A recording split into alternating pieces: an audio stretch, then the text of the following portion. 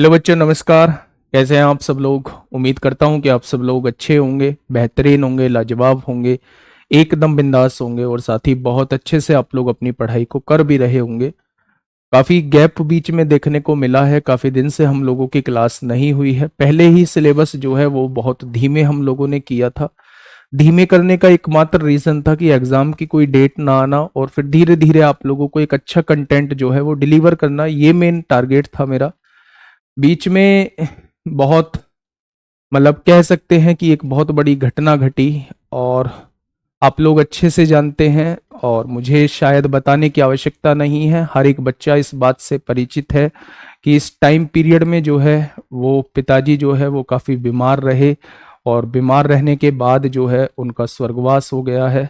तो 29 मार्च में दोस्त उनका स्वर्गवास हुआ और 3 तारीख में जो है उनकी अरेस्टी थी। तो आप लोग ये भी जानते हैं कि किसी भी व्यक्ति के लिए पिता का साया सर से हट जाना मतलब बहुत बड़ा मतलब मान के चलिए कि बहुत बड़ी क्षति है किसी भी व्यक्ति के लिए जो होती है, वही मेरे साथ हुई है। तो कोशिश करूंगा मेरे भाई कि अब क्लास जो है वो आप लोगों की ना छूटे और क्लास जो है अब आप लोगों की कंटिन्यू रहे और बहुत जल्दी जो है हम लोग सिलेबस को कंप्लीट कर ले, यही मेरी कोशिश रहेगी। और मुझे पता है कि आप लोग भी नाराज होंगे कि बहुत दिन से क्लास नहीं हुई है, लेकिन मेरी इन बातों को सुन के और सच्चाई को सुन के शायद आप लोगों को मतलब फील हो, प्रतीत हो कि हाँ गलत हुआ है और इस टाइम में जो है वो क्लास लेना पॉसिबल भी नहीं था, है ना भाई। चलिए शुरुआत करते हैं अपने टॉपिक से। एक बार मुझे सभी दोस्त बताएंगे कि हम लोगों का क्या टॉपिक चल रहा है और कहां तक हम लोग कर चुके हैं। क्या टॉपिक हम लोगों का चल रहा है? लास्ट क्लास मैंने देखी है तो जस्ट मैंने उसमें जो है आप लोगों को ट्राइंगल की थ्योरी पार्ट पढ़ाई थी आप लोगों को, और उसके कुछ 2-4 क्वेश्चन मैंने आप लोगों को कराए थे, है ना। हाँ, अब देखो YouTube पे मैं इस बात को नहीं बता सकता था। एक बच्चा अभी पूछ रहा है कि बाल क्यों नहीं छिलवाए। मेरे भाई हर जगह का रिवाज जो होता है वो थोड़ा सा अलग होता है। मैंने जो है वो दाढ़ी जो है वो कटवा ली थी और सिर के जो 4 बाल है वो कटवा के मेरे भाई गंगा में सिला दिए थे, गंगा में विसर्जित कर दिए थे। ठीक है, तो वही हम लोगों के यहाँ जो है वो चलता है। ठीक है, तो मतलब बड़ा ताज्जुब सा लगता है ऐसा कमेंट पढ़ के कि मैं इन सब बातों का जवाब आखिर दे क्यों रहा हूं, है ना। लेकिन फिर भी कोई बात नहीं, ये बैच जो है, ये ग्रुप जो है, ये अपना ग्रुप है, आप लोगों को जानने का हक है। आप लोग अच्छा भला बुरा जैसा भी कमेंट करते हैं, मैं कोशिश करता हूं कि हर एक कमेंट का मैं आप लोगों को जवाब दे पाऊं। ठीक है, बहुत बढ़िया। चलिए मेरे भाई आगे बढ़ते हैं। आप मुझे एक बात बता दीजिए कि हम लोग जो है वो ट्राइंगल को खत्म कर चुके हैं, सारी थ्योरी पार्ट जो है वो हम लोग खत्म कर चुके हैं, है ना। अब हेडिंग दोस्त डालिए, मैं सारे क्वेश्चंस कराऊंगा, प्रैक्टिस भी आप लोगों को कराऊंगा। हेडिंग डालिए आप लोग, हम लोग क्वाड्रिलेटरल पढ़ने वाले हैं, यानी कि हम लोग चतुर्भुज पढ़ने वाले हैं। मेरे भाई हम लोग क्या पढ़ने वाले हैं? तो हम लोग जो है वो चतुर्भुज पढ़ने वाले हैं, क्वाड्रिलेटरल पढ़ने वाले हैं, हम लोग चतुर्भुज पढ़ने वाले हैं। अगर मैं आप लोगों से पूछूं कि कौन से चतुर्भुज हम लोग पढ़ने वाले हैं मेरे भाई, तो हाँ, यहां से अगर मैं बात करूं तो हम लोगों को सबसे पहले मेरे भाई रेक्टेंगल पढ़ना है। रेक्टेंगल पढ़ना है जिसे हम लोग कहते हैं हिंदी में आयत कहते हैं, और यही आज हम लोगों का टॉपिक रहने वाला है। आयत क्या होता है, कैसे कैसे टाइप के क्वेश्चंस बनते हैं, क्या क्या इसके अंदर चीजें होती हैं, वो बहुत सारी चीज हम इसके अंदर मेरे भाई पढ़ने वाले हैं। ठीक है, अब ध्यान से सुनिएगा मेरी बात को थोड़ा सा। अब थोड़ा सा आप लोगों से भी उम्मीद करूंगा कि आप लोग थोड़ा सा शांति बना के रखेंगे और चीजों को समझने की कोशिश करेंगे, है ना। जो मुझे बताना था भाई मेरे, मैं बता चुका हूं। अब इसके बाद जो है नो फर्दर डिस्कशन, कोई फर्दर डिस्कशन नहीं होगा। और मैं नहीं चाहता कि आप लोगों को अब कोई भी ऐसी बात बोली जाए जिससे आप लोग भी इमोशनल हो और आपके साथ साथ मैं भी कोई इमोशनल मतलब ऐसा हूं। ठीक है, तो शुरुआत करते हैं। हाँ, रेक्टेंगल की पहली प्रॉपर्टी क्या होती है? रेक्टेंगल एक ऐसा चतुर्भुज होता है चतुर्भुज क्या होता है, क्वाड्रिलेटरल क्या होता है, चार भुजाओं से मिलकर बनी कोई भी बंद आकृति उसे हम लोग चतुर्भुज कहते हैं। रेक्टेंगल क्या होता है भाई मेरे, तो रेक्टेंगल होता है जो आमने सामने की भुजा बराबर होती है, ये भुजा इसके बराबर होगी और ये भुजा जो है इसके बराबर होगी। पहली प्रॉपर्टी ये कहती है कि आमने सामने की भुजा जो होती है वो बराबर होती है, फर्स्ट प्रॉपर्टी ये हो गई। सेकंड प्रॉपर्टी क्या होती है, सेकंड प्रॉपर्टी ये होती है कि प्रत्येक कोण जो होता है वो 90 डिग्री का होता है, हर एक कोण जो होता है वो 90 डिग्री का होता है।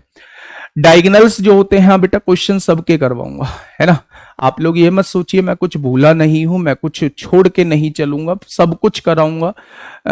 फिर से वही पुरानी बात की थोड़ा सा सिलेबस लेट हो जाएगा, फर्क नहीं पड़ता, लेकिन मेरे भाई छोड़ूंगा कुछ नहीं।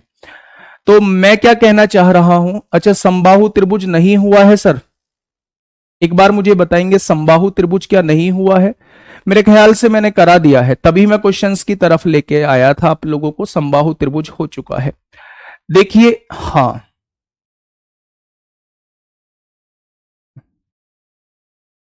समबाहु त्रिभुज हुआ है या नहीं, बस एक बार मुझे बता दीजिए मेरे भाई। समबाहु इक्विलेटरल ट्रायंगल मैंने कराया है या नहीं कराया है अभी?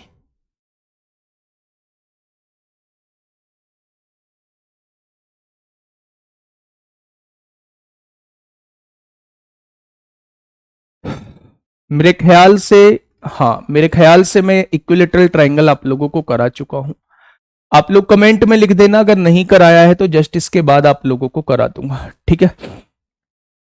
तो चतुर्भुज क्या होता है, चतुर्भुज एक रेक्टेंगल एक ऐसा चतुर्भुज होता है जिसमें, अच्छा नो सर नहीं हुआ है, ठीक है ठीक है ठीक है ठीक है ठीक है ठीक है भाई, ठीक है, सॉरी सॉरी सॉरी। तो हेडिंग डाल लीजिए मेरे भाई, समबाहु त्रिभुज हम लोग पढ़ने वाले हैं, इक्विलेटरल ट्रायंगल हम लोग पढ़ने वाले हैं, इक्विलेटरल ट्रायंगल हम लोग पढ़ने वाले हैं, इक्विलेटरल ट्रायंगल हम लोग पढ़ने वाले हैं। इसके बाद हम लोग चतुर्भुज की तरफ चलेंगे। इक्विलेटरल ट्रायंगल को मेरे भाई कहा जाता है समबाहु त्रिभुज, समबाहु त्रिभुज क्या कहा जाता है, समबाहु त्रिभुज मेरे भाई बोला जाता है। अगर मैं आप लोगों से कहूं कि नाम से आप लोगों को क्या कुछ पता चल रहा है, तो आप कहेंगे नाम से हम लोगों को पता चल रहा है, सम मतलब समान होता है, बाहु मतलब भुजा होता है, जिसकी सारी भुजा समान होती हैं, जिसकी सारी भुजा समान होती है उस टाइप के त्रिभुज को हम लोग क्या कहते हैं, उस टाइप के त्रिभुज को हम लोग समबाहु त्रिभुज कहते हैं। अगर मैं यहां आप लोगों के सामने एक ट्रायंगल बना दूं ए बी और सी, मैंने कहा ये सारी भुजा बराबर है, तो आपने कहा ये समबाहु त्रिभुज हो जाएगा। अगर ये भुजा ए है तो ये भी भुजा ए रहेगी और ये भी भुजा ए रहेगी, कोई बात नहीं, हो गया है तो अब आप देख लो। अगर मैं यहां से एक परपेंडिकुलर डालता हूं तो ये परपेंडिकुलर जो है ये हाइट का काम करता है और ये मीडियन का भी काम करता है। मीडियन मतलब माध्य का, जो सामने वाली रेखा को आधे आधे में बांटने का काम करता है, ठीक है भाई। अगर मैं यहां से कहूं मेरे भाई, हाँ यहां से कहूं कि यहां से क्या क्या चीजें वो आप लोगों से पूछ सकता है, तो सबसे पहले वो समबाहु त्रिभुज का एरिया आपसे पूछ सकता है, यानी क्षेत्रफल आप लोगों से पूछ सकता है। दूसरी चीज आप लोगों से यहीं से वो परिमाप पूछ सकता है। भाई साहब परिमाप क्या होगा, जिसे हम लोग पेरीमीटर कहते हैं। अगर तीसरी चीज मैं आप लोगों से पूछूं, तो वो आपसे अंदर बने वृत्त की त्रिज्या पूछ सकता है, जिसे अंतःवृत्त की त्रिज्या कहते हैं, जिसे अंतःवृत्त की त्रिज्या कहते हैं। और इसे डिनोट किससे करते हैं, स्मॉल आर से करते हैं। वो बाहर बने वृत्त की त्रिज्या आप लोगों से पूछ सकता है, तो उसे परिवृत्त की त्रिज्या कहते हैं। परिवृत्त की त्रिज्या आप लोगों से पूछ सकता है, बाहर बने वृत्त की त्रिज्या आप लोगों से पूछ सकता है, जिसे हम लोग कैपिटल आर कहते हैं। वो आप लोगों से ऊंचाई पूछ सकता है, किसी भी समबाहु त्रिभुज की ऊंचाई आप लोगों से पूछ सकता है, जिसे हम लोग हाइट कहते हैं। अगर मैं आप लोगों से ये कहूं कि अंदर कोई एक पॉइंट है, चलो इस पॉइंट पे थोड़ा सा बाद में आऊंगा। अगर मैं आप लोगों से ये कहूं कि भैया इसका प्रत्येक कोण, अगर सारी भुजा बराबर होती हैं तो सारे कोण भी बराबर होंगे, और अगर सारे कोण बराबर होते हैं तो प्रत्येक कोण जो होता है वो 60 डिग्री का होता है, ठीक है भाई। सबसे पहले एरिया एरिया क्या होता है मेरे भाई, अंदर के स्पेस को हम लोग एरिया कहते हैं। क्षेत्रफल की अगर मैं बात करूं तो क्षेत्रफल का फॉर्मूला जो होता है √3/4 a² होता है। अगर मैं परिमाप की बात करूं तो सारी भुजाओं का योग ही क्या कहलाता है, ये परिमाप कहलाता है। ए और A3A हो जाएगा। अगर मैं बेटा अंतःवृत्त की त्रिज्या की बात करूं, यानी अंदर इसके एक वृत्त बना हुआ है, अगर उसकी रेडियस के बारे में मैं आप लोगों से पूछूं तो इसकी भुजा को 2√3 से अगर आप लोग डिवाइड कर दोगे तो अंदर बने वृत्त की त्रिज्या आप लोगों के सामने निकल के आ जाएगी। और UP police constable last time यहां से क्वेश्चन पूछा गया था, लास्ट टाइम यहां से मेरे भाई क्वेश्चन पूछा गया था। ठीक है, अगर बाहर बने वृत्त की त्रिज्या मैं आप लोगों से पूछता हूं तो बाहर बने वृत्त की त्रिज्या जो होती है वो a/√3 होती है। बाहर बने वृत्त की त्रिज्या जो होती है वो a/√3 होती है। अगर कभी भी इसकी ऊंचाई की बात की जाए तो ऊंचाई जो होती है वो √3/2a होती है। ठीक है, अब मैं 2 पॉइंट आप लोगों को बताने जा रहा हूं, उन दोनों पॉइंटों को थोड़ा सा ध्यान से सुनना। अगर मैं आप लोगों से यह कहता हूं भाई ये पहला पॉइंट है, ये दूसरा पॉइंट आप लोगों के सामने, ये तीसरा पॉइंट आप लोगों के सामने, ये चौथा पॉइंट आप लोगों के सामने और ये पांचवा पॉइंट आप लोगों के सामने, मैं छठे पॉइंट के बारे में आप लोगों से बात करने वाला हूं। छठा पॉइंट कुछ इस तरीके का है कि अगर आप लोगों के सामने ये एक समबाहु त्रिभुज दिया हुआ है, ये इक्विलेटरल ट्रायंगल आप लोगों को दिया हुआ है और उसने कहा है कि अंदर किसी पॉइंट से 3 परपेंडिकुलर डाले गए तीनों भुजाओं पर। पहले परपेंडिकुलर की लंबाई P1 है, दूसरे परपेंडिकुलर की लंबाई P2 है और तीसरे परपेंडिकुलर की लंबाई P3 है। मैंने क्या कहा, एक समबाहु त्रिभुज आप लोगों के पास है, अंदर किसी पॉइंट से हमने 3 परपेंडिकुलर डाले, 3 लंब डाले तीनों भुजाओं पर। पहले की लंबाई P1 दी हुई है, दूसरे की लंबाई P2 दी हुई है और तीसरे की लंबाई P3 दी हुई है। तो वो आपसे इसकी भुजा पूछ सकता है, वो आपसे इसकी साइड पूछ सकता है। तो जब भी आप लोगों से साइड पूछी जाए तो मेरे भाई आप लोग फॉर्मूला बताएंगे, 2/√3 होता है और यहां पे P1 plus P2 plus P3 होता है। P1 plus P2 plus P3 होता है।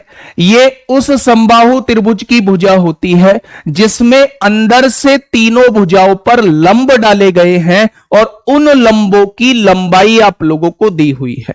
तो ये 6 पॉइंट मैंने आप लोगों को बताए। 7वां पॉइंट कभी भूला भटका आप लोगों से पूछ लिया जाता है भाई, अंतःवृत्त और परिवृत्त की त्रिज्या का रेशो क्या होता है। तो याद रखना ये रेशो जो होता है ये 1/2 का होता है। लेकिन अगर उसने उल्टा पूछ लिया, भाई यहां छोटा r मतलब छोटे वृत्त की त्रिज्या तो वो छोटी होगी, बड़ा R मतलब बड़े वृत्त की त्रिज्या तो वो बड़ी होगी। लेकिन अगर उसने उल्टा पूछ लिया बड़े वृत्त की त्रिज्या अपॉन छोटे वृत्त की त्रिज्या, तो मेरे दोस्त इसे भी उल्टा कर देना, वो 2/1 होती है। तो ये कुछ चीजें हैं जो आप लोगों से वो इक्विलेटरल ट्रायंगल के अंदर पूछ सकता है। इससे अलग मेरे भाई कोई क्वेश्चन आप लोगों को देखने को नहीं मिलेगा। ठीक है, अब अगर वैकेंसीज की बात करूं तो आप लोगों के मन में बहुत सारे डाउट है, डर लगा हुआ है कि कब वैकेंसीज आएंगी। मेरे भाई वैकेंसी, ये जॉब जो है ये तैयारी मांगती है और ये तैयारी अभी आप खुद में महसूस करिए, क्या आप तैयारी जो है वो इतनी कर पा रहे हैं कि आप 80% स्कोर ला पा रहे हैं। आप जब भी मॉक टेस्ट देते हैं क्या 80% स्कोर आपका आता है। अगर 400 में से 320 आप लोगों का स्कोर आ रहा है तो आप लोगों को थोड़ा सा अपना सेटिस्फाई होने की जरूरत है कि हम लोग सही दिशा में चल रहे हैं। लेकिन अगर 320 से कम स्कोर आप लोगों का आ रहा है तो दोस्त भूले से भी मत सोच लेना कि हम लोग सही दिशा में चल रहे हैं। और वैकेंसीज के बारे में अभी सोच भी मत लेना। वैकेंसीज इलेक्शन होते ही बेटा टाइम नहीं लेंगी, ये आप लोग भी जानते हैं, और फिर इतना टाइम नहीं मिलेगा, चीजों को समेटने का भी टाइम आप लोगों को नहीं मिलेगा।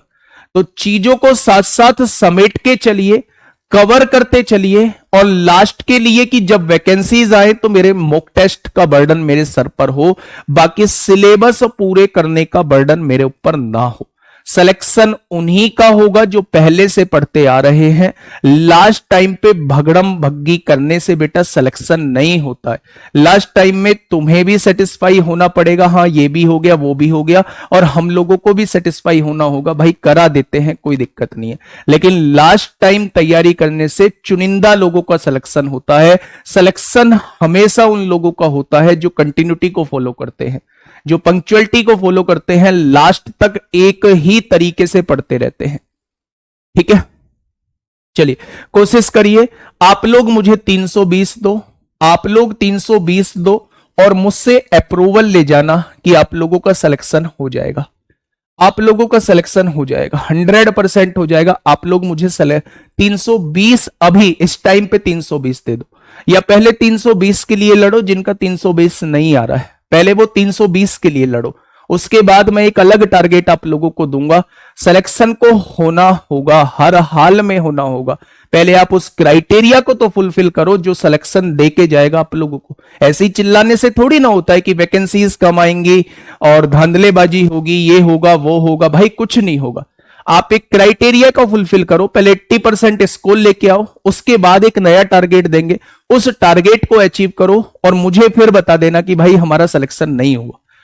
एक भी बच्चा ऐसा नहीं होगा जो सिलेक्शन यहां से उस क्राइटेरिया को फुलफिल कर ले और वहां मेन एग्जाम में जाके उसको सिलेक्शन ना हो। ठीक है, तो पहले खुद के अंदर हमें चेंज लाना होगा थोड़ा। ये सारी चीजें आपकी क्लियर हो चुकी हैं, है ना। बस इसका स्क्रीनशॉट आप लोगों को लेना है और अपने हाथों से अगर लिख लोगे तो भाई सोने पे सुहागा हो जाएगा। हेडिंग डालिए भाई, क्वाड्रिलेटरल हम लोग पढ़ने वाले हैं। क्वाड्रिलेटरल हम लोग पढ़ने वाले हैं। क्वेश्चंस का वो लेवल होगा जो आपने सोचा भी नहीं होगा। एकदम शानदार तरीके से क्वेश्चंस को सॉल्व करने की कोशिश करेंगे। बस एक बार थ्योरी पार्ट कवर करने की कोशिश कर ले, कवर कर ले। ठीक है, हाँ। अगर मैं आप लोगों से कहूं क्वाड्रिलेटरल होता क्या है, तो क्वाड्रिलेटरल चतुर्भुज से आप लोगों को समझ में आ रहा होगा, चार भुजाओं वाला कोई बहुभुज होता होगा। तो चतुर्भुज जो होता है चार भुजाओं वाला बहुभुज होता है जो चारों तरफ से बंद रहता है। ठीक है, तो ऐसी फिगर को हम लोग क्या कहते हैं? ऐसी फिगर को हम लोग जो है वो मेरे भाई चतुर्भुज कहते हैं। सबसे पहले अगर चतुर्भुज में बात करूं तो हम लोग पढ़ने वाले हैं मेरे भाई रेक्टेंगल को पढ़ने वाले हैं। रेक्टेंगल को पढ़ने वाले हैं जिसे हम लोग आयत कहते हैं, जिसे हम लोग मेरे भाई रेक्टेंगल कहते हैं। अगर मैं आप लोगों से कहूं कि रेक्टेंगल क्या होता है, तो मेरे भाई रेक्टेंगल जो होता है एक ऐसा चतुर्भुज होता है। रेक्टेंगल एक ऐसा चतुर्भुज होता है जिसमें आमने सामने की भुजा बराबर होती हैं, यानी ये भुजा इसके बराबर होगी और ये भुजा जो है इसके बराबर होगी। मेरे भाई अगर ये L है तो इसको भी L होना पड़ेगा, ये B है तो इसको भी B होना पड़ेगा। पहली कंडीशन ये होती है कि मेरे भाई कि इसकी आमने सामने की भुजा जो है वो बराबर होती है। दूसरी इसकी कंडीशन होती है कि इसका प्रत्येक कोण जो होता है वो 90 डिग्री का होता है। और तीसरी जो इसकी कंडीशन होती है कि इसके विकर्ण जो होते हैं वो बराबर होते हैं। क्या होते हैं?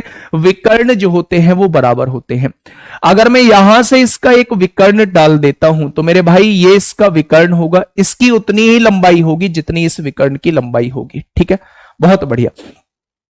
दरोगा के इस बैच से पढ़ने के बाद कोई और बैच से कभी पढ़ने की जरूरत है या नहीं? कभी भी नहीं। अर्थमेटिक के लिए दावे के साथ कह सकता हूं, श्योर होके कह सकता हूं, अगर आपने इस बैच से अच्छे से पढ़ाई की है, साथ के साथ प्रैक्टिस की है, तो दुनिया का कोई बैच आप लोगों को पढ़ने की जरूरत नहीं है। ना रोजगार विद अंकित के प्लेटफॉर्म पे किसी भी बैच से आपको पढ़ने की जरूरत नहीं है ना, ना किसी और चैनल पे पढ़ने की जरूरत नहीं है। मैं दावे के साथ कह सकता हूं। ठीक है, अर्थमेटिक के लिए अभी एडवांस हम लोगों का चल रहा है। देखिए ध्यान से, यहां वो आप लोगों से क्षेत्रफल पूछ सकता है, यानी वो यहां से आप लोगों से एरिया पूछ सकता है, यहां से वो आप लोगों से एरिया पूछ सकता है। दूसरी चीज, यहां से वो आप लोगों से परिमाप पूछ सकता है, जिसे हम लोग पेरीमीटर कहते हैं, पेरीमीटर कहते हैं मेरे भाई। और लास्ट यहां से जो पूछा जाता है वो आप लोगों से विकर्ण पूछ सकता है, जिसे हम लोग डायगोनल कहते हैं। विकर्ण पूछ सकता है जिसे हम लोग मेरे भाई डायगोनल कहते हैं, डायगोनल कहते हैं। सबसे पहले इन तीन बातों पर हम लोग चर्चा कर लेते हैं कि ये तीन बातें होती क्या हैं। ध्यान से सुनिएगा मेरे भाई।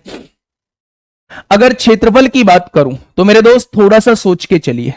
मैंने आप लोगों को बताया था कि अगर कहीं भी कोई समकोण त्रिभुज आप लोगों को दिखाई देता है तो समकोण त्रिभुज का फॉर्मूला जो होता है 1/2 आधार गुणा ऊंचाई, आधार गुणा ऊंचाई, क्या ये हो जाएगा?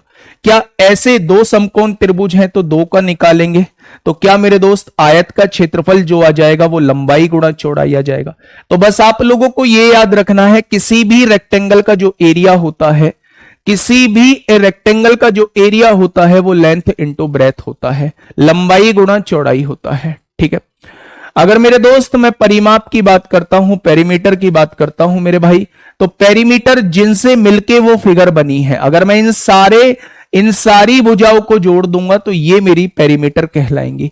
जब मैंने एल और एल को जोड़ा तो मेरे भाई क्या आ गया? 2L आ गया। जब मैंने बी और बी को जोड़ा तो क्या आ गया? 2B आ गया। अगर मैं यहां से मेरे दोस्त दो कॉमन ले लूं तो पेरीमीटर क्या हो जाएगा? 2L प्लस बी हो जाएगा। ठीक है भाई, ये जो होता है ये क्षेत्रफल होता है लंबाई गुणा चौड़ाई, ये जो होता है ये परिमाप होता है जिसे हम लोग 2L प्लस बी कहते हैं। और विकर्ण की बात करूं, मतलब मैं इसकी लंबाई जानना चाह रहा हूं, तो मैं आप लोगों को पाइथागोरस थ्योरम बता के आया हूंगा।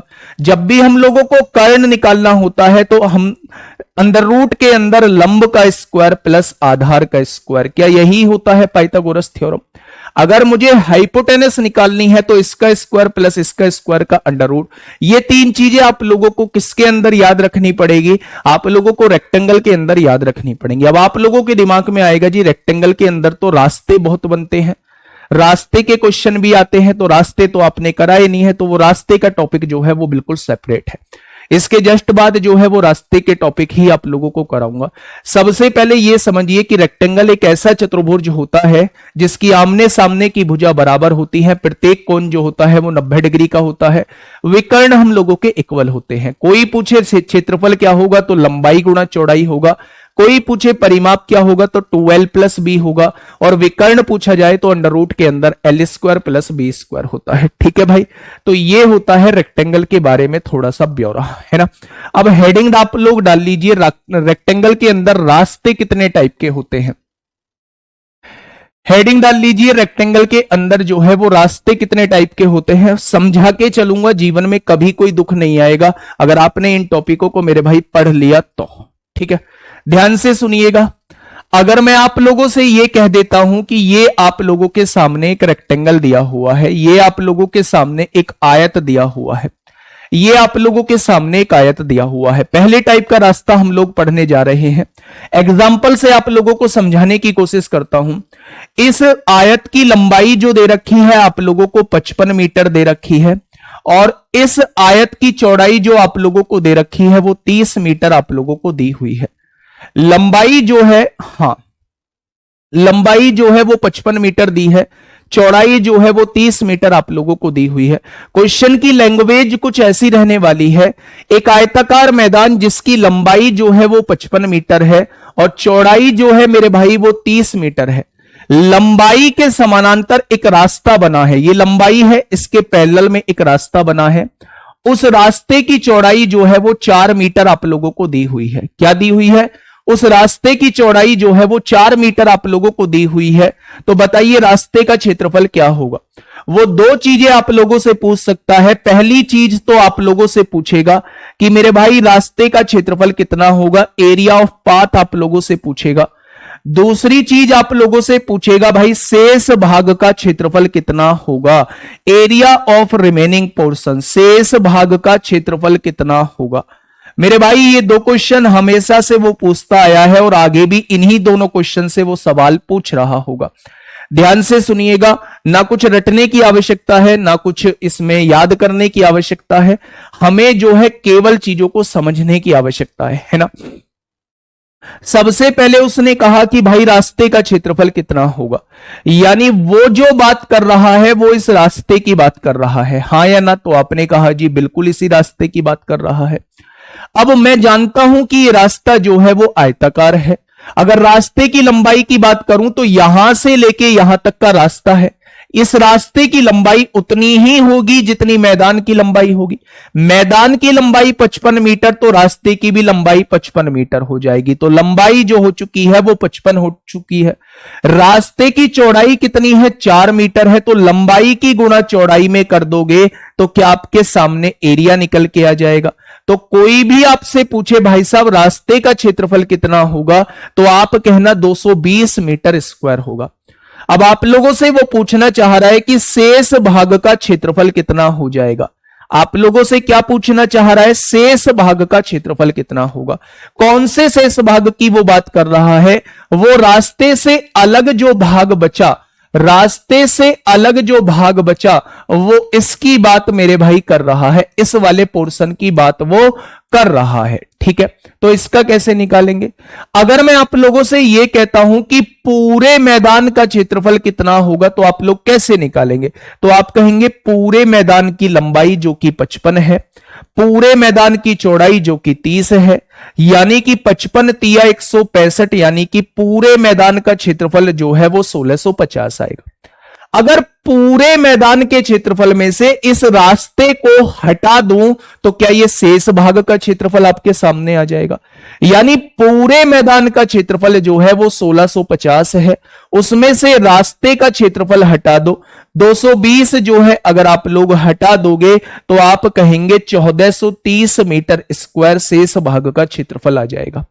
क्या आ जाएगा भाई? 1430 मीटर स्क्वायर शेष भाग का क्षेत्रफल आ जाएगा। आप मुझे यह बताइए, क्या इन दोनों रास्तों में, क्या इन दोनों क्वेश्चंस में आप लोगों को कोई समस्या है? क्या इन दोनों बातों में आप लोगों को कोई समस्या है?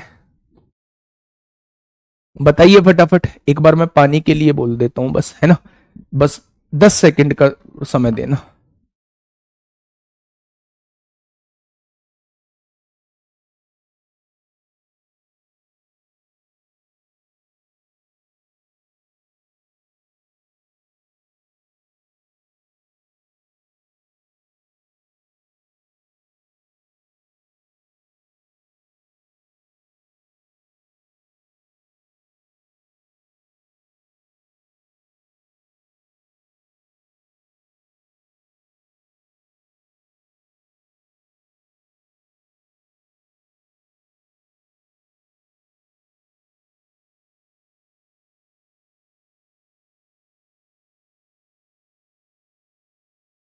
चलिए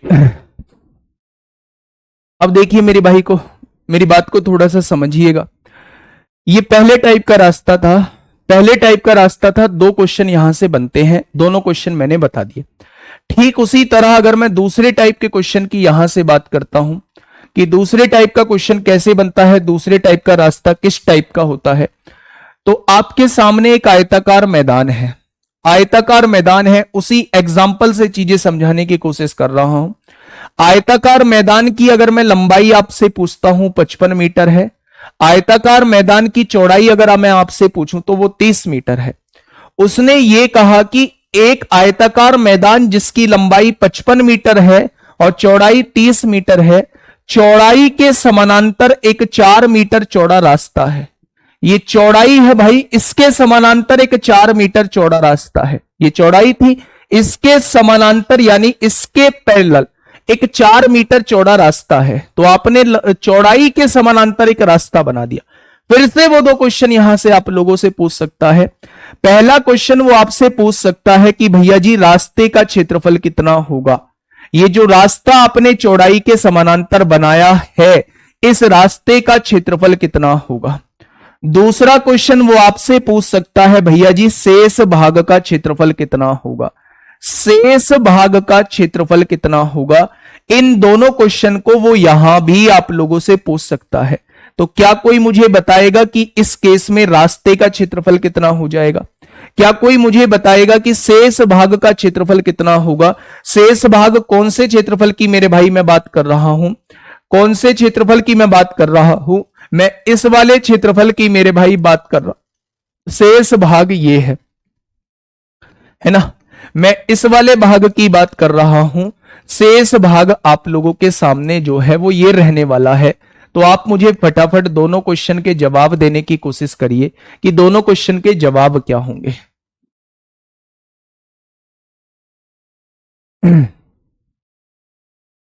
जल्दी से बताइए क्या होगा इस क्वेश्चन का बिल्कुल सही जवाब। दोनों क्वेश्चन के जवाब दीजिए मेरे भाई, कि दोनों क्वेश्चन के जवाब क्या हो जाएंगे।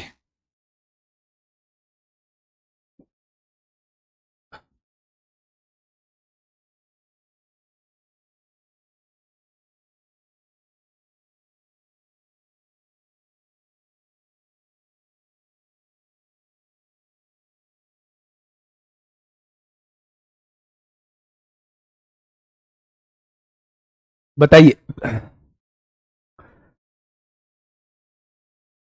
120, 1530, पंकज सिंह, पंकज पंकज कुशवाहा, पंकज सिंह, पंकज कुशवाहा, दोनों ही लोग जो हैं वो पंकज नाम के हैं जिन्होंने आंसर दिया है। इशार सिंह 1530, बहुत बढ़िया। देखिए भाई, बात को समझिए। सबसे पहले मुझे क्या निकालना है? रास्ते का क्षेत्रफल निकालना है। अच्छा, रास्ता कौन सा है? क्या आप मुझे बता पाएंगे रास्ता कौन सा है? आप कहेंगे जी रास्ता है ये वाला। क्या इसी के बारे में चर्चा हो रही है? क्षेत्रफल जो होता है वो लंबाई गुणा चौड़ाई होता है। इस रास्ते की लंबाई कितनी है? जितनी इस मैदान की लंबाई है, हाँ या ना? ये जितनी है क्या उतनी ही रास्ते की लंबाई है? तो लंबाई जो हो जाएगी वो इसके बराबर हो जाएगी। ये कितनी दी हुई है? 30 दी हुई है। रास्ते की चौड़ाई कितनी दी हुई है? 4 दी हुई है। तो क्या कोई ऐसा योद्धा है जिसे ये बात समझ में ना आई हो कि रास्ते का क्षेत्रफल जो होगा वो 120 मीटर स्क्वायर होगा? अगर मैं आपसे शेष भाग का क्षेत्रफल पूछूं तो सबसे पहले मुझे मैदान का क्षेत्रफल निकालना होगा, और मैदान का क्षेत्रफल जो है वो मैदान की लंबाई गुणा मैदान की चौड़ाई, जो कि 1650 आएगा। और उस पूरे मैदान के क्षेत्रफल में से रास्ते को हटाना होगा, और रास्ते को अगर आप लोग हटा दोगे तो आपके सामने जो है वो शेष भाग का क्षेत्रफल आ जाएगा, जो कि 1530 मीटर स्क्वायर होगा। यहां से क्वेश्चन कैसे बनते हैं? क्वेश्चन बनते हैं रास्ते पर ईंट बिछाने का खर्चा कितना आएगा? अगर ईंट जो है वो 7 रुपए प्रति मीटर स्क्वायर बिछाते हैं। शेष मैदान में घास बिछाने का खर्चा कितना आएगा? अगर घास लगाने का खर्चा 3 रुपए प्रति मीटर स्क्वायर होता है, तो अगर ईंट लगाने का खर्चा 7 रुपए प्रति मीटर स्क्वायर है, यानी 1 मीटर स्क्वायर के 7 रुपए लगेंगे, तो भैया रास्ते पर लग रहे हैं तो रास्ता तो 120 मीटर स्क्वायर है, तो 120 मीटर स्क्वायर पे कितना लगेगा? तो मेरे भाई 120 गुणा 7 यानी कि 840 रुपए लग रहे होंगे। अगर शेष मैदान पे घास लगाने का खर्चा 3 रुपए मीटर स्क्वायर है, तो मेरे भाई इतने एरिया पर कितने रुपए का खर्चा आएगा? तो आप कहेंगे 1530 गुणा 3 का खर्चा आ जाएगा। ठीक है, ये बात समझ में आ गई। तो यहां से क्वेश्चन की वैरायटी जो होती है वो बहुत सारी होती है। मैं जैसे जैसे मुझे क्वेश्चन की वैरायटी समझानी है वो वैसे वैसे मैं और क्वेश्चंस की वैरायटी भी आप लोगों को समझा रहा हूं। बाकी जब हम क्वेश्चंस करेंगे तब और पिक्चर क्लियर जो है वो हो जाएगी। ठीक है, रूबी गुड़िया, सबके कमेंट मेरे पास पहुंच पा रहे हैं। तो पहला रास्ता जो हम लोगों ने पढ़ा वो लंबाई के समानांतर पढ़ा। दूसरा रास्ता जो हम लोगों ने पढ़ा वो चौड़ाई के समानांतर पढ़ा। अब तीसरे रास्ते की जो हम चर्चा करने वाले हैं वो लंबाई और चौड़ाई दोनों के समांतर अगर रास्ता दिया हुआ हो। जैसे अगर एक आयताकार मैदान आप लोगों के सामने दिया हुआ है, ये रहा भाई साहब आयताकार मैदान। ठीक है, अगर मैं आप लोगों से कहता हूं एक रास्ता जो बना है वो लंबाई के समानांतर बना है, जिसकी चौड़ाई जो है वो 4 मीटर दी हुई है। एक रास्ता जो बना है वो चौड़ाई के समानांतर बना है, जिसकी चौड़ाई जो है वो 4 मीटर आप लोगों को दी हुई है। मैदान की लंबाई की अगर मैं बात करूं तो मैदान की लंबाई जो है वो 55 मीटर है, और मैदान की चौड़ाई की अगर मैं बात करता हूं तो मैदान की चौड़ाई जो है वो 30 मीटर आप लोगों को दी हुई है। ठीक है, हाँ बहुत बढ़िया। हाँ, परमुटेशन कॉम्बिनेशन भी कराऊंगा। अब मेरी बात को थोड़ा सा सुनिए।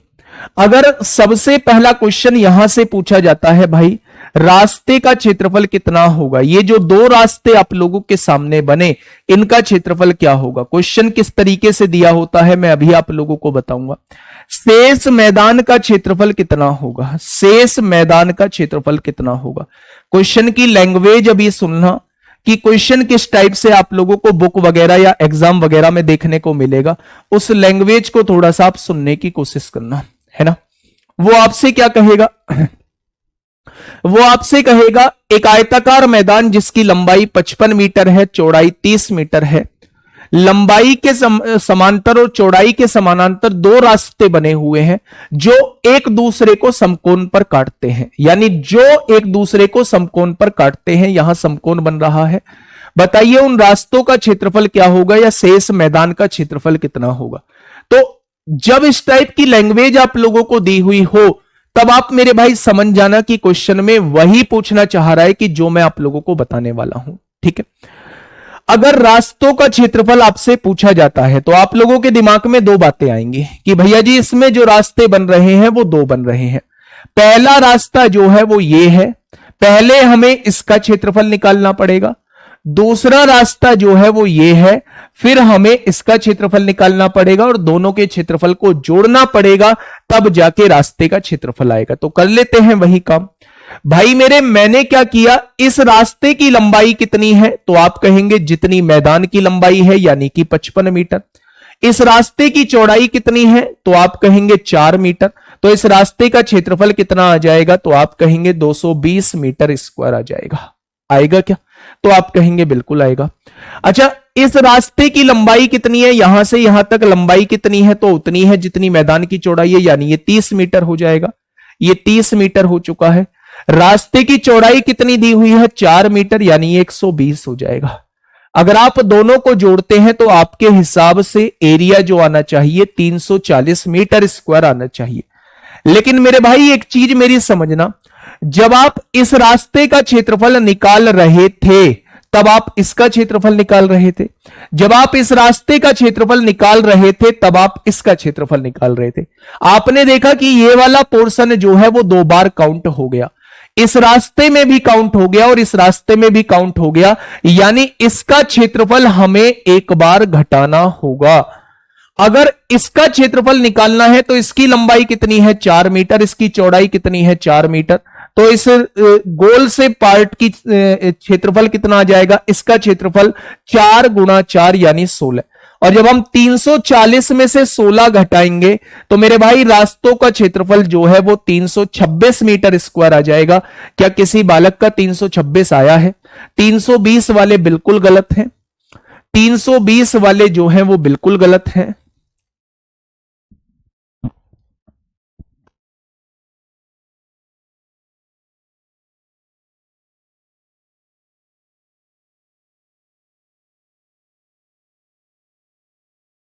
इसका एरिया जो आएगा 326 आ जाए, 326 नहीं 324, 340 में से 16 जाएंगे, 324 मीटर स्क्वायर आ जाएगा, 324 मीटर स्क्वायर आ जाएगा। ठीक है। हाँ, अब अगर मैं आप लोगों से पूछूं भैया जी शेष मैदान का क्षेत्रफल कितना होगा, ठीक है, तो बड़ा आसान है, पूरे का क्षेत्रफल निकालो। 55 तिया 165 होते हैं, 1650 होगा, उसमें रास्तों का क्षेत्रफल घटा दो, 324 घटा दो, 50 में से 24 जाएगा तो 26 बचेगा, और 16 में से 3 जाएंगे तो 13 बचेंगे। तो 1326 इस क्वेश्चन का बिल्कुल सही जवाब हो जाएगा। तो दोनों ही आंसर आप लोगों के गलत हैं। 1526 बता रहे हैं वो भी गलत है, 1326 इसका बिल्कुल सही जवाब हो जाएगा। अब बच्चे एक चीज मैं आप लोगों को और समझा दूं, कभी भी दो रास्ते बने हुए हों और एक दूसरे को समकोण पर काटते हों और दोनों की चौड़ाई जो है वो समान दी गई हो, तो आप एक डायरेक्टली फॉर्मूला लिख लेना। डायरेक्टली फॉर्मूला क्या होता है, जब दो रास्ते एक दूसरे को समकोण पर काटते हो और दोनों रास्तों की चौड़ाई जो है वो सेम हो, तो रास्तों के क्षेत्रफल निकालने का फॉर्मूला मेरे भाई ये होता है, x जो होता है वो रास्तों की चौड़ाई होता है, x जो होता है वो रास्ते की चौड़ाई होता है, L क्या होता है, L मैदान की लंबाई होता है, L क्या होता है, मैदान की लंबाई होता है, मैदान की लंबाई होता है। B क्या होता है, मैदान की चौड़ाई होता है, B क्या होता है, मैदान की चौड़ाई होता है। क्या होता है मेरे भाई, तो आप लोग कहेंगे मैदान की चौड़ाई होता है। क्या होता है, मैदान की चौड़ाई होता है। बस इसमें वैल्यू पुट करके देखिए मेरे भाई, अगर x की बात करूं तो रास्ते की चौड़ाई कितनी है, 4 है। L की बात करूं, मैदान की लंबाई 55 है, मैदान की चौड़ाई जो है वो 30 है, और x रास्ते की चौड़ाई जो है वो 4 आप लोगों को दी हुई है। ठीक है, 55 और 30 कितने हो जाएंगे, 85 में से 4 जाएगा 85 में से 4 जाएगा 81 और 81 की 4 में गुणा करेंगे तो 324 मीटर स्क्वायर आ जाएगा। तो इस फॉर्मूले को जरूर लिख लेना, एक कंडीशन भी लिख लेना, अगर दोनों रास्ते जो है एक दूसरे को समकोण पर काटते हैं और दोनों रास्तों की चौड़ाई जो है वो समान है तो उन रास्तों का क्षेत्रफल हम इस फॉर्मूले से निकाल सकते हैं। x जो होता है वो रास्तों की चौड़ाई होती है, l जो होता है वो मैदान की लंबाई होती है, b जो होता है वो मैदान की चौड़ाई होती है, x जो होता है वो रास्तों की चौड़ाई होती है। क्या ये चीज समझ में आ गई? अगर एक सिंगल बच्चे को भी डाउट है तो प्लीज कमेंट बॉक्स में लिख देना, मैं इसे दोबारा से समझा दूंगा, कोई परेशानी नहीं है। लेकिन मेरे दोस्त जब इस क्लास को बंद करो तो मन में ये ना रह जाए कि ये चीज मेरे समझ में नहीं आई है। हाँ, डेली इसी टाइम होगी मेरे भाई, डेली इसी टाइम होगी ये क्लास।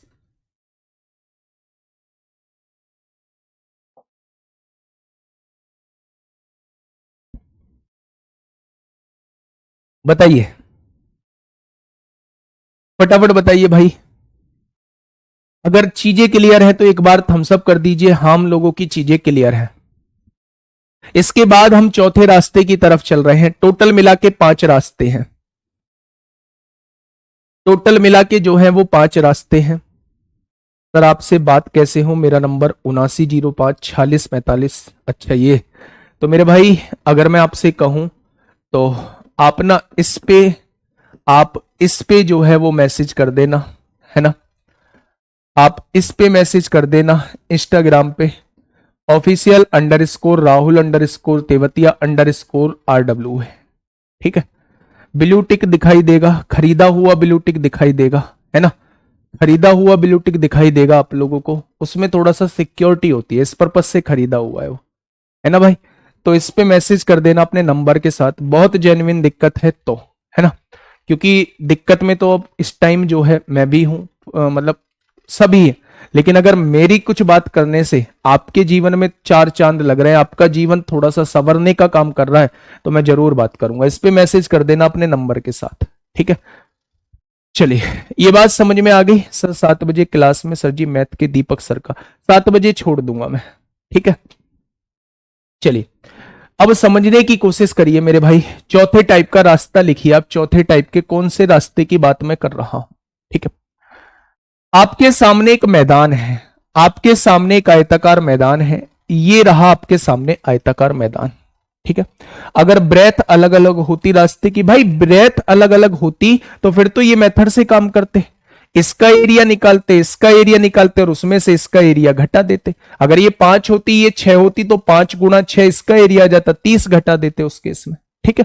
तभी तो ये पहले मेथड से बताया। अगर ब्रेथ अलग अलग होगी तो ये मेथड काम करेगा, अगर ब्रेथ सेम रहेगी 99.9% ब्रेथ सेम मिलेगी। अभी तक कोई ऐसा क्वेश्चन नहीं मिला है जिसमें ब्रेथ डिफरेंट हो, तो हमेशा ये फॉर्मूला जो है हम लोग लगा रहे होते हैं, ठीक है। हाँ चलिए भाई आइए यहां पे, हाँ आगे देखिए। अगर मैं आप लोगों से कहूं एक आयताकार मैदान है जिसकी लंबाई जो है वो 55 मीटर दी हुई है, उस मैदान की चौड़ाई जो है आप लोगों को 30 मीटर दी हुई है, ठीक है। अगर मैं आप लोगों से यह कहता हूं कि इसके बाहर चारों तरफ एक समान चौड़ाई का रास्ता बना हुआ है, इसके बाहर चारों तरफ जो है एक समान चौड़ाई का रास्ता बना हुआ है, मान लो उस रास्ते की चौड़ाई जो है वो 5 मीटर आप लोगों को दी हुई है, 5 मीटर आप लोगों को दी हुई है। क्वेश्चन की लैंग्वेज क्या रहेगी? क्वेश्चन की लैंग्वेज कुछ ऐसी रहेगी, एक आयताकार मैदान सबसे ज्यादा पूछे जाने वाला क्वेश्चन है मेरे भाई, तीसरे टाइप का सबसे ज्यादा पूछे जाता है या फिर ये सबसे ज्यादा पूछे जाता है। वो क्वेश्चन किस रूप में देगा? एक आयताकार मैदान जिसकी लंबाई 55 मीटर है, चौड़ाई 30 मीटर है, उसके बाहर चारों ओर एक 5 मीटर चौड़ा रास्ता बना हुआ है। ये जो दिख रहा है ना आपको, ये रास्ता बना हुआ है भाई मेरे, ये जो है ये रास्ता बना हुआ है, ये जो है ये रास्ता बना हुआ है। तो रास्ते का क्षेत्रफल वो आपसे पूछ सकता है। तो अगर इसे मेथड से आप लोगों को बताऊं तो बाहर वाले एरिया में से अंदर वाले का एरिया घटा दोगे, अगर बाहर वाले के एरिया में से अंदर वाले का एरिया घटा दोगे तो रास्ते का क्षेत्रफल आ जाएगा। लेकिन मेरे भाई ऐसे क्वेश्चंस को आप लोग फॉर्मूले से करके निकल जाना। जब भी बाहर बने रास्ते का क्षेत्रफल पूछा जाता है तो वहां x था, यहां 2x होगा, l plus B plus 2x होगा। अगर रास्ता बाहर बना है तो प्लस का 2x होगा, और अगर रास्ता अंदर बना है तो ये माइनस का 2x हो जाएगा। बस फर्क इतना है। जैसे अगर मैं आप लोगों से यहां इसका आंसर निकालने के लिए कहूं तो रास्ते की चौड़ाई कितनी है, 5 है, मैदान की लंबाई 55 है, मैदान की चौड़ाई 30 है, और 5 दूनी 10 आप लोगों को दिया हुआ है। यहां पे 10 हो जाएगा, 55 और 30 85 और 10 95 हो जाएगा। तो क्या आप कह सकते हैं कि बाहर बने रास्ते का क्षेत्रफल जो है वो 950 मीटर स्क्वायर हो जाएगा? क्या बाहर बने रास्ते का क्षेत्रफल 950 हो जाएगा?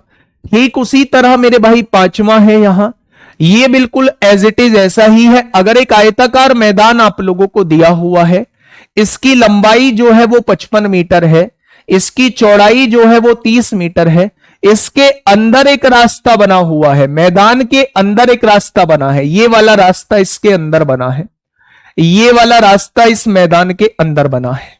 तो इस रास्ते की अगर आपसे क्षेत्रफल पूछा जाता है तो जब भी अंदर बने रास्ते का क्षेत्रफल पूछा जाए तो मेरे भाई बस यहां माइनस लगा देना, यहां माइनस लगा देना। अंदर बने रास्ते का क्षेत्रफल अगर निकालना हो, अंदर बने रास्ते का क्षेत्रफल, अंदर बने रास्ते का अगर क्षेत्रफल निकालना हो तो आप लोग इस फॉर्मूले का यूज कर लेना। और अगर बाहर बने रास्ते का क्षेत्रफल निकालना हो, बाहर बने रास्ते का क्षेत्रफल निकालना हो, बाहर बने रास्ते का क्षेत्रफल निकालना हो, रास्ते का क्षेत्रफल निकालना हो, तो आप लोग जो है इस फॉर्मूले का मेरे भाई यूज कर लेना। ठीक है, तो अगर मैं इसका क्षेत्रफल निकालूं तो कितना आएगा? यहां से देखा तो x क्या है, रास्ते की चौड़ाई 5 मीटर आप लोगों को दी हुई है, मैदान की लंबाई 55 है, मैदान की चौड़ाई 30 है, 5 दूनी 10 हो जाएगा, 5 दूनी 10, 55 30 85 में से 10 गया तो 75 आएगा। यानी अंदर बने रास्ते का क्षेत्रफल कितना हो जाएगा? तो आप कहेंगे 750 मीटर स्क्वायर हो जाएगा। क्या इन दोनों टाइप के रास्तों में कोई दिक्कत, समस्या, कोई दुख दर्द कष्ट हो तो बताओ, बताइए फटाफट। क्या इन चीजों में दोनों में कोई दिक्कत है? तो आप कहेंगे इन दोनों चीजों में कोई दिक्कत समस्या हम लोगों को नहीं है।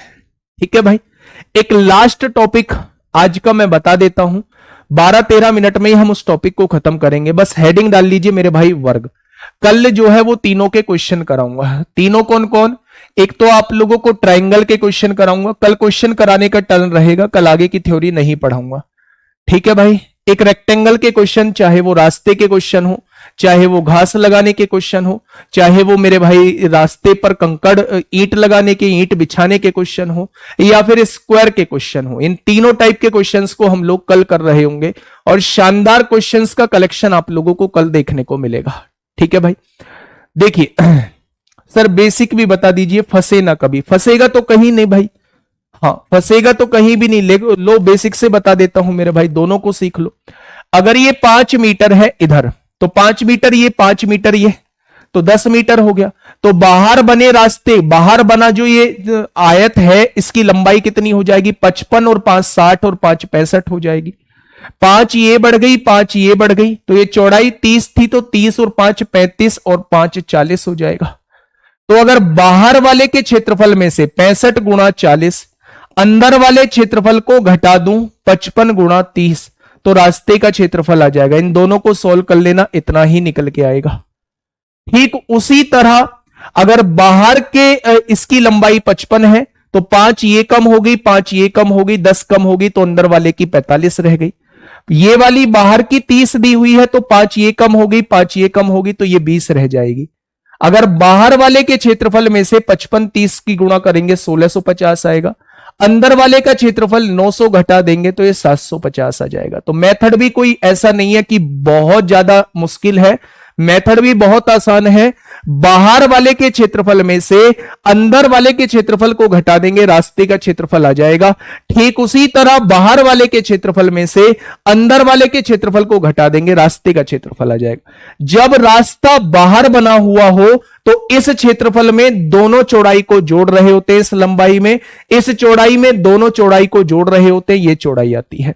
जब रास्ता अंदर बना हुआ हो तो इस लंबाई में से दोनों चौड़ाई को घटा रहे होते हैं, और इसकी चौड़ाई में से दोनों चौड़ाई को घटा रहे होते हैं, इसकी चौड़ाई निकालने के लिए।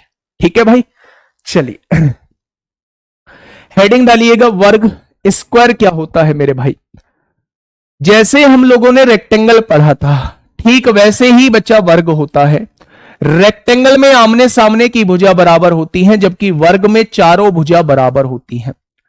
अगर मैं आपसे यह कहूं क्या सभी वर्ग जो है वो आयत होते हैं, तो आप कहना बिल्कुल सही बात आपने बोली है, ऑल स्क्वायर्स आर रेक्टेंगल। सभी वर्ग जो है मेरे भाई क्या हो जाएंगे, सभी वर्ग जो है वो आयत होते हैं। All squares are rectangle, all squares are rectangle, क्योंकि रेक्टेंगल आमने सामने की भुजा बराबर होती है। क्या इसमें ये भुजा इसके बराबर है, आप कहेंगे बिल्कुल है। क्या ये भुजा इसके बराबर है, आप कहेंगे बिल्कुल है। तो इसमें भी तो आमने सामने की भुजा बराबर हो रही है, इसमें भी तो प्रत्येक कोण 90 डिग्री का होता है, इसमें भी तो विकर्ण बराबर होते हैं। तो सभी वर्ग जो है वो आयत होते हैं, लेकिन कोई भी आयत जो है वो वर्ग नहीं होता है। कोई भी आयत जो है वो वर्ग नहीं होता है। ठीक है भाई, अब आइए थोड़ा सा ध्यान से, अगर मैं आपसे पहला पॉइंट पूछूं कि वर्ग का पहला पॉइंट क्या होता है, तो आप कहेंगे सभी भुजा बराबर होती हैं। ऑल साइड्स आर इक्वल, सभी भुजा बराबर होती हैं। ऑल साइड्स आर इक्वल, सभी भुजा बराबर होती हैं। प्रत्येक कोण 90 डिग्री का होता है, प्रत्येक कोण 90 डिग्री का होता है। Each angle equal to 90 degree, प्रत्येक कोण 90 डिग्री का होता है, 90 डिग्री का होता है। Each angle equal to 90 degree. तीसरा जो होता है, विकर्ण बराबर होते हैं, विकर्ण बराबर होते हैं, विकर्ण बराबर होते हैं। Diagonals are equal. चौथा पॉइंट क्या होता है, सबसे इंपोर्टेंट पॉइंट क्या होता है, सबसे इंपोर्टेंट पॉइंट मेरे ये होता है मेरे भाई कि जहां पे विकर्ण कट करते हैं, मान लो ये विकर्ण है, यहां पे कट करते हैं तो यहां पे हमेशा 90 डिग्री का कोण बनेगा, यहां पे हमेशा 90 डिग्री का कोण बनेगा। ठीक है, तो यहां कह सकते हैं डायगोनल इंटरसेक्ट एट 90 डिग्री। ठीक है, डायगोनल जहां कट करते हैं वहां 90 डिग्री का कोण बनता है। Diagonals intersect at 90 degree, 90 degree पर डायगोनल्स जो है वो इंटरसेक्ट करते हैं, एक दूसरे को काटते हैं। ठीक है भाई, तो विकर्ण बराबर होते हैं, विकर्ण 90 डिग्री पर एक दूसरे को इंटरसेक्ट करते हैं, विकर्ण 90 डिग्री पर एक दूसरे को इंटरसेक्ट करते हैं, एक दूसरे को इंटरसेक्ट करते हैं या काटते हैं, एक दूसरे को इंटरसेक्ट करते हैं या फिर काटते हैं। ये 4 पॉइंट आप लोग याद रखिएगा। ठीक है भाई, मेरे बात को थोड़ा सा समझिए। जब भी किसी चतुर्भुज की चारों भुजाएं बराबर दी हुई हो, प्रत्येक कोण 90 डिग्री का दिया हुआ हो, विकर्ण इक्वल दिए हुए हो और जहां विकर्ण कट करते हैं वहां 90 डिग्री का कोण बनता हो, ऐसे चतुर्भुज को हम लोग वर्ग कहते हैं, ऐसे चतुर्भुज को हम लोग स्क्वायर कहते हैं। यहां पे भी सेम चीजें वो आप लोगों से पूछ सकता है। पहला वो आप लोगों से पूछ सकता है भाई किसी भी स्क्वायर का एरिया क्या होगा या वर्ग का क्षेत्रफल क्या होगा। दूसरा वो आप लोगों से परिमाप पूछ सकता है और तीसरा वो आप लोगों से विकर्ण पूछ सकता है, यानी कि डायगोनल पूछ सकता है। तो मेरे भाई इन तीनों का फॉर्मूला थोड़ा सा आप मुझे बता दीजिए क्या होगा।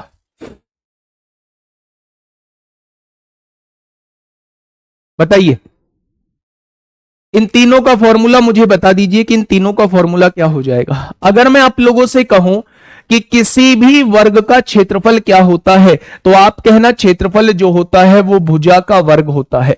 जो भी भुजा आप लोगों को दी हुई है उसका वर्ग कर देना, क्षेत्रफल निकल के आ जाएगा। अगर मैं आप लोगों से कहूं कि भैया जी इसकी चारों भुजाओं को जोड़ दूंगा तो क्या इसका परिमाप आ जाएगा, तो आप कहेंगे बिल्कुल आ जाएगा। अगर मैं इसका विकर्ण निकालना चाहता हूं तो आप यहां पाइथागोरस थ्योरम लगा देना, ए स्क्वायर प्लस ए स्क्वायर 2a स्क्वायर का अंडर रूट रूट 2a हो जाएगा। तो ये a जो है मेरे भाई ये बाहर है, रूट 2a इसका विकर्ण होता है। ठीक है, तो ये तीन चीजें आप लोगों को याद रखनी है। सबसे इंपॉर्टेंट चीज इसकी बताने जा रहा हूं मेरे दोस्त, उसका भी विशेष ध्यान रखना। चौथा पॉइंट जो है वो ये कहता है, चौथा पॉइंट क्या कहता है, चौथे पॉइंट को थोड़ा सा सुन लेना कि आपके सामने एक वर्ग है, वर्ग है और इसके अंदर बने वृत्त की त्रिज्या आप लोगों से पूछ ली जिसे स्मॉल आर कहा जाता है। ये वर्ग की भुजा आप लोगों को दी हुई है। पांचवा पॉइंट और इंपॉर्टेंट पॉइंट ये है कि ये आपके सामने एक वर्ग है, इसके बाहर बने वृत्त की त्रिज्या पूछ ली जाती है, त्रिज्या पूछ ली जाती है जिसे कैपिटल आर, अगर भुजा ए है जिसे कैपिटल आर कहा जाता है। दोनों चीजों को समझिएगा। अगर कभी भी अंदर बने वृत्त की त्रिज्या पूछ ली जाए, किसी वर्ग के अंदर बने वृत्त की त्रिज्या आप लोगों से पूछ ली जाए, तो आप लोग थोड़ा सा दिमाग लगाइए कि अगर ये भुजा ए है तो क्या ये भी भुजा ए हो जाएगी? भाई इतनी ही लंबाई इसकी होगी जितनी लंबाई इसकी है, और ये उस वृत्त का जो है वो व्यास है यानी डायमीटर है। तो डायमीटर है, रेडियस निकालने के लिए डायमीटर को हाफ करना पड़ेगा, यानी अगर आप भुजा को आधा कर दोगे, किसी भी वर्ग की भुजा को आधा कर दोगे तो आपके पास अंदर बने वृत्त की त्रिज्या निकल के आ जाएगी, अंदर बने सर्किल की रेडियस निकल के आ जाएगी। लेकिन अगर आप यहां देखो तो भुजा क्या दी हुई है? ए दी गई है। इसका विकर्ण क्या होगा? किसी भी वर्ग का विकर्ण क्या होता है? तो अभी लिखवा के आया हूं, विकर्ण जो होता है वो √2a होता है। अगर ये वर्ग का विकर्ण है तो यही इस वृत्त का व्यास हो जाएगा, डायमीटर हो जाएगा। और डायमीटर का हाफ कर देंगे, डायमीटर का हाफ कर देंगे मेरे भाई, तो ये इस बाहर बने वृत्त की त्रिज्या निकल के आ जाएगी जो कि a/√2 होती है, जो कि a/√2 होती है। सर वर्ग का आयतन नहीं होता बेटा, 2D में किसी का भी आयतन नहीं होता। 2D में एरिया और पेरीमीटर होता है, 3D में आयतन, वॉल्यूम और सरफेस एरिया होता है। तो यहां अंदर बने वृत्त की त्रिज्या मतलब भुजा की, वर्ग की भुजा का आधा कर दो, और अगर बाहर बने वृत्त की त्रिज्या निकालनी है तो वर्ग की भुजा को √2 से डिवाइड कर दो। अगर समझ में बात आ चुकी है तो थम्स अप कर दो। ये आज का हम लोगों का लास्ट टॉपिक था। कल इन पर बेस्ड बहुत अच्छे अच्छे क्वेश्चंस कराऊंगा। आप मुझे बस मेरे साथ कुछ समय तक जुड़े रहिए। आप लोगों को मैथ में वो कॉन्फिडेंस देके जाऊंगा कि आप लोग ये कहेंगे कि इससे शानदार कुछ हो ही नहीं सकता। ठीक है भाई, इस बैच के साथ मेहनत की है, कुछ कारण रहे बीच में जिस वजह से थोड़ा सा इर्रेगुलरिटी रही, लेकिन इस बैच के साथ मैंने वास्तव में दिल से मेहनत की है। तो इस बैच को मैं चाहता हूं, इस बैच में पढ़ने वाला हर एक बच्चा जो है वो मैथ से खुश रहे और उसे मैथ आए और वो मैथ के बारे में जाने, मैथ को सीखे। ठीक है, तो उसके लिए आप लोगों को साथ रहना होगा। ठीक है भाई, चलिए बहुत शानदार। आज के लिए इतना ही, कल मिलेंगे बेहतरीन क्वेश्चंस के कलेक्शन के साथ। ध्यान रखिए अपना, लगातार पढ़ते रहिए। मैं फिर से कहता हूं, वैकेंसी जब आएंगी तब आएंगी, वैकेंसीज के बारे में मत सोचिए, लेकिन अपने आप को उस लेवल तक पहुंचा दीजिए कि कभी भी वैकेंसी आए हम लोगों का सिलेक्शन कोई नहीं रोक सकता, क्योंकि इसके बाद वैकेंसीज के बारे में सुनने को भी आप लोगों को कभी नहीं मिलेगा। ठीक है, इतने आपकी एज निकल जाएगी। तो इन वैकेंसीज को जाने नहीं देना है। थोड़ा लेट आएंगी कोई दिक्कत नहीं है, लेकिन भाई साहब हम लोग पूरी तरीके से प्रिपेयर होके रहेंगे, तैयार होके रहेंगे। ठीक है मेरे भाई, तो कल मिलेंगे एक बेहतरीन क्लास के साथ। ध्यान रखिए अपना। Okay, tata, bye bye.